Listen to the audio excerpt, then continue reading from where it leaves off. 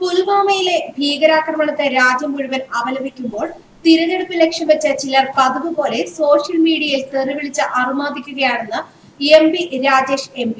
ജാലിയൻവാലാബാഗ് രക്തസാക്ഷികളോട് കപട ദേശസ്നേഹി സർക്കാർ അനാദരവ് കാണിച്ചത് ഞാൻ പാർലമെന്റിൽ ശക്തമായി ചോദ്യം ചെയ്തത് ഇഷ്ടപ്പെടാത്ത സംഘപരിവാർ തെറിവിളിച്ച് ക്ഷീണം തീർക്കുകയാണെന്നും ദേശവിരുദ്ധരുടെ തെറിവിളി തനിക്ക് പുല്ലാണെന്നും MP രാജേഷ് തന്റെ ഫേസ്ബുക്ക് പോസ്റ്റിലൂടെ പറയുന്നു. MP രാജേഷിന്റെ ഫേസ്ബുക്ക് പോസ്റ്റ് ഇങ്ങനെ: കാശ്മീരിലെ പുൽവാമയിലെ ഭീകരാക്രമണത്തിൽ രക്തസാക്ഷികളായ സൈനികർക്കൊപ്പമാണ് രാജ്യം മുഴുവൻ.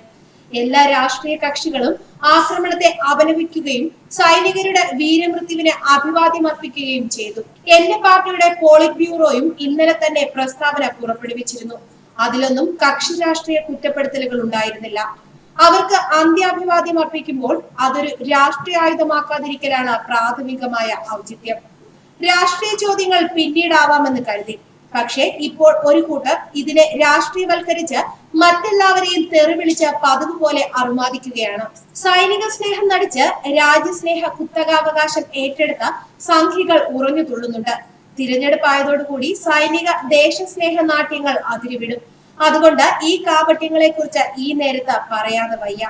ജമ്മു കാശ്മീരിൽ 2001 ശേഷം നടന്ന ഏറ്റവും വലിയ ഭീകരാക്രമണത്തിന് വഴിവെച്ച സുരക്ഷാ വീഴ്ചയ്ക്ക് ആര് സമാധാനം പറയും? മോദി സർക്കാർ അധികാരത്തിൽ വന്ന ശേഷമുള്ള 18ാമത്തെ തീവ്രവാദ ആക്രമണം ദേശസുരക്ഷയുടെ കാര്യത്തിലുള്ള പരാജയത്തിന്റെ തെളിവല്ലേ?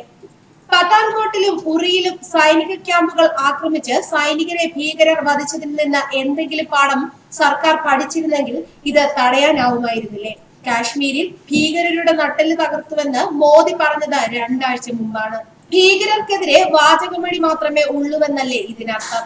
CRPF വാഹന വ്യൂഹത്തിന് പോകാൻ അതീവ സുരക്ഷ ഒരുക്കിയെന്ന് പറയുന്ന പ്രദേശത്തുണ്ടായ ആക്രമണത്തിന് കാരണമായ സുരക്ഷാ വീഴ്ചയ്ക്ക് എന്തുണ്ട് സമാധാനം? നോട്ട് നിരോധനം ഭീകരപ്രവർത്തനത്തെ ഇല്ലാതാക്കുമെന്ന് അവകാശപ്പെട്ടവർക്ക് ഇപ്പോൾ എന്തുണ്ട് മറുപടി? 95 സൈനികർക്ക് 2008 മാത്രം ജീവൻ നഷ്ടപ്പെട്ടു എന്ന വസ്തുത കേന്ദ്ര സർക്കാർ കണ്ണടച്ചാൽ ഇല്ലാതാകുമോ? മോദി ഭരണത്തിൽ 2017 രാജ്യത്ത് 805ഉം 2018 941മായി ഭീകരാക്രമണങ്ങൾ വർദ്ധിച്ചതിന് എന്ത് മറുപടിയുണ്ട്? കാശ്മീരിൽ 10 വർഷത്തിനിടയിൽ ഏറ്റവും കൂടുതൽ ആളുകൾക്ക് ജീവൻ നഷ്ടപ്പെട്ടത് 2018-ലായിരുന്നില്ലേ? കാശ്മീരിന് പുറത്ത് തീവ്രവാദി ആക്രമണങ്ങളിൽ 2017 332 പേർ മരിച്ചത് 2018 415ആയി കൂടിയതിന് കാരണമോ? കണക്കുകൾ കേന്ദ്ര ആഭ്യന്തര മന്ത്രാലയത്തിന്റെ വാർഷിക റിപ്പോർട്ടിൽ നിന്ന്. ഇന്നലെ മുതൽ എന്റെ പേജിൽ വന്ന് തെറിവിളിക്കുന്ന സംഘികൾ ഒരു ക്ഷീണം തീർക്കുകയാണ്.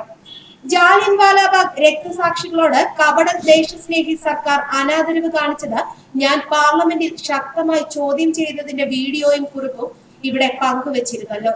സാധാരണ തെറിവിളയാട്ടം നടത്തുന്ന ഒരൊറ്റ സംഖ്യയും ആ വഴി വന്നേയില്ല. മിണ്ടാട്ടം മുട്ടിപ്പോയി. അതിന്റെ ക്ഷീണം ഇന്നലെ മുതൽ കാശ്മീരിലെ ധീര സൈനികരുടെ വീരമൃത്യുവിന്റെ പേരിൽ തീർക്കുകയാണ്. ഇതിനു ചുവടെയും സംഖ്യകൾ തെറിവിളിക്കും. പക്ഷേ സൈനികരുടെ ശവപ്പെട്ടി വിറ്റ വകയിൽ പോലും കമ്മീഷൻ അടിച്ച ബ്രിട്ടീഷ് പട്ടാളക്കാരുടെ ബൂട്ട് നാക്കുകൊണ്ട് പോളിഷ് ചെയ്ത ഖണ്ഡശ നോവൽ പോലെ ബ്രിട്ടീഷുകാർക്ക് മാപ്പെഴുതി വലഞ്ഞ മൂവർണ്ണ ദേശീയ പതാകയെയും ജനഗണമനയെയും ഭരണഘടനയെയും എതിർത്ത ദേശവിരുദ്ധരുടെ തെറിവിളി പുല്ലാണ്, വെറും പുല്ല്.